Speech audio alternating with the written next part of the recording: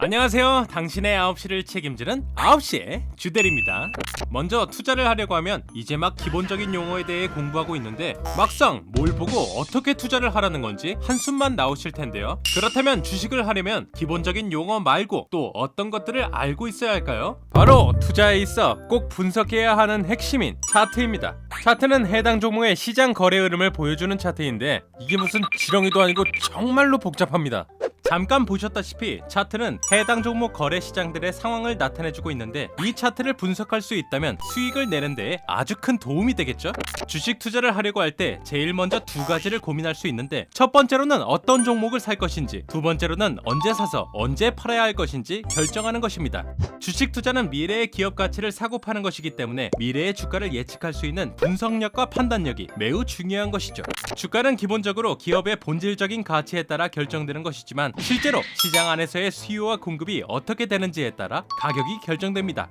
기업의 본질적인 가치를 파악하는 것이 어렵다면 다른 가치 판단을 통한 투자가 가능한데 오늘은 종목 선택과 매매 시점을 결정할 때 아주 유용한 기술적 방법 중 하나인 차트 분석법을 알아보겠습니다. 먼저 주가는 보통 매수세가 강하고 많으면 상승하고 매도세가 강하고 많으면 하락합니다.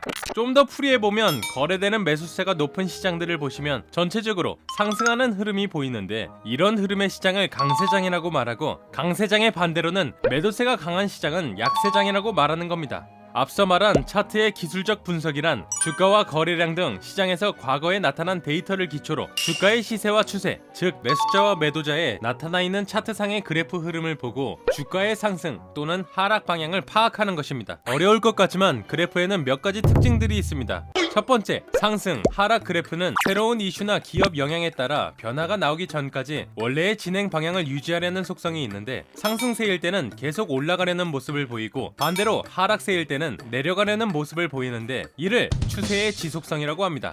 두 번째, 그래프는 특정 주가 모형을 반복하는 습성이 있다. 예를 들어 그래프상에서 두 번 크게 하락하는 모습을 보이는데 이후 상승했다면 다음에도 같은 하락세가 나타났을 때 상승하는 모형을 보일 확률이 높습니다. 이 현상은 투자자의 심리를 반영하는데요. 대부분 과거 이런 모형을 보고 투자자들은 생각합니다. 나중에도 동일하게 반복되겠지라는 기대 심리가 그래프에 떡하니 반영되는 것입니다. 세 번째, 주가에는 구심력이라는 게 적용됩니다. 먼저 그래프에는 초록색, 노란색, 파란색 선이 있는데 이 선들을 이동평균선이라고 합니다. 이동평균선에 대해 간단하게 예를 들어보자면 여러분들이 1월 20일에 투자하려 그래프를 보는데 그날의 주가만 보는 게 아니라 그래프의 주가가 그동안 얼마나 움직였고 주가들의 범위가 어떻게 되는지 궁금해하실 겁니다.